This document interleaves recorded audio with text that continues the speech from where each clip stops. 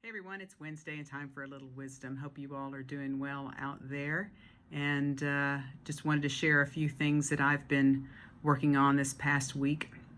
It's been kind of a different week for me. I've been excited to look more into some newer things rather than continue in my deep dive into COVID, which has been great from a learning standpoint. But we are kind of at a point now, I think, that although we don't know everything, I think we know enough to hopefully manage our health and continue to get through this pandemic.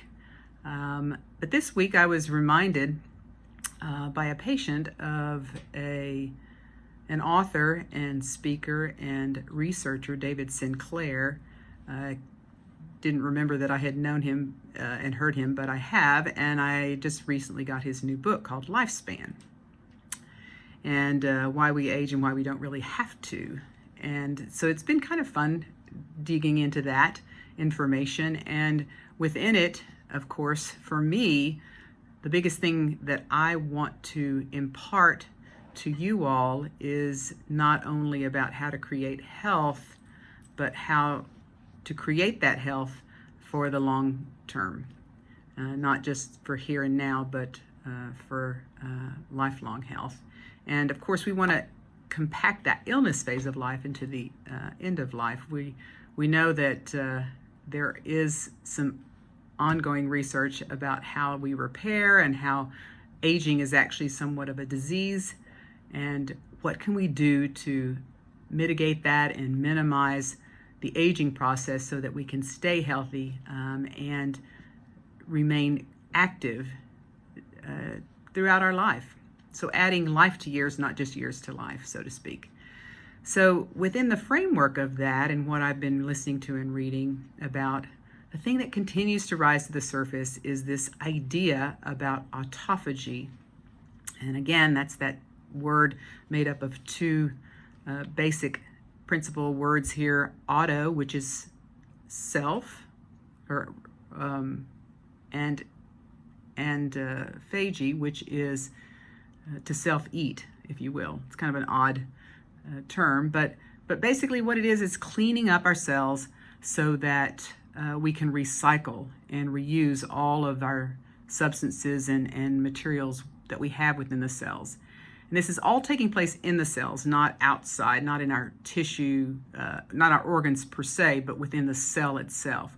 We have these little areas in the cell, this organelle called a lysosome, that engulfs all of the cellular debris, or the exhaust of the cell, if you will, and then is broken down with enzymes and placed into recycling.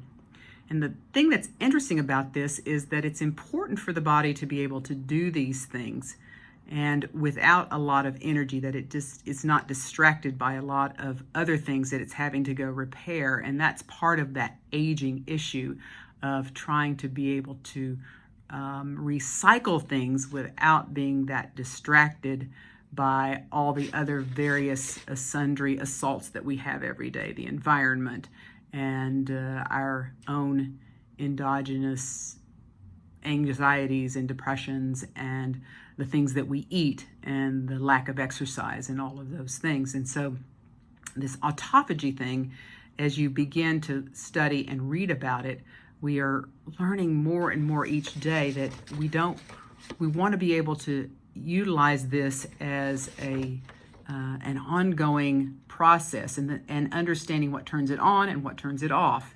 And the thing that seems, the most powerful thing that seems to turn it off is insulin.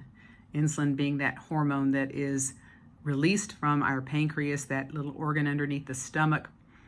And that insulin is released whenever we eat, particularly sugars, but also proteins. Fats tend not to affect insulin that much. So that's where this fasting and this intermittent fasting or extended fasting can come in and play a very important role in that. But not only from a fasting standpoint, but when we eat during the day, we want to try to just have time-restricted eating, not constant eating throughout the day. because we want this process to be turned on. So the less insulin there is over time, the more this process comes on. And what we have come to realize is there are a lot of advantages of this. And I just kind of wanted to run through these really quickly about what autophagy does. And I'll just kind of read these to you so that I can be reminded myself. But it looks like it does improve the quality of life and likely the longevity, the length of our life. So that's very important. It improves metabolism. It decreases the risk of neurodegenerative diseases such as Alzheimer's and Parkinson's, which is quite important in this day and age because we're spending so much money on that. It also decreases inflammation. So when there are infectious diseases out there, perhaps we have the ability not only to fight that and control those infections, but not have an overwhelming response that we're hearing about this cytokine storm. So it helps to regulate that. It helps obviously to fight infectious diseases as well, because we're not having to battle all these other things, hypertension and diabetes. We are able to really concentrate on whatever assaults hit us at that time. It seems to also improve muscle performance and improves the recovery that we have after exercise. It seems to help prevent cancer onset. And I know that when I heard Jason Fung, who is big on fasting, at our last meeting, the next book he was really looking forward to doing was utilizing fasting and how it can possibly delay or prevent cancers, which is just amazing. It improves our digestive health. We are not as, we're not throwing things down our gut as much when we're fasting. And I think it's interesting too, when we fast, we don't tend to overeat, and we obviously can have a lot more discernment and choosing those things that we eat. I was listening to a podcast recently, and they were talking about, having these eating windows, but also determining, is that particular food window worthy? And I think that's something we can continue to ask ourselves too.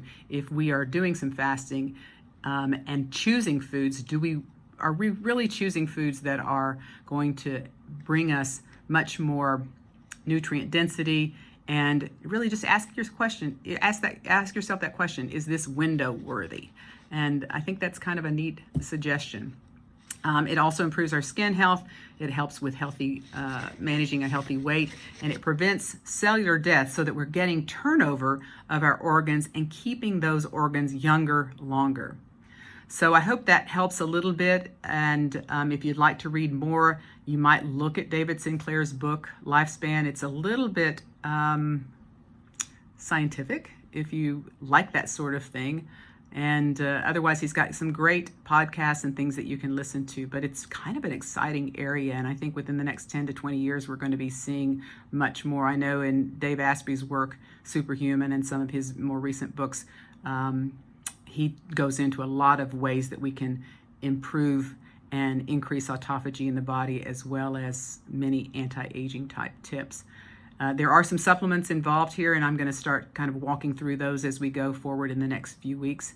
I just want to thank you all for listening. And if you have suggestions or any thoughts about what you might want to hear about, please just respond to the email. It will come directly to me, and I look forward to hearing from you. And I really appreciate all the wonderful thoughts and responses that we've gotten so far. I hope you all have a great day, and we will talk again next week.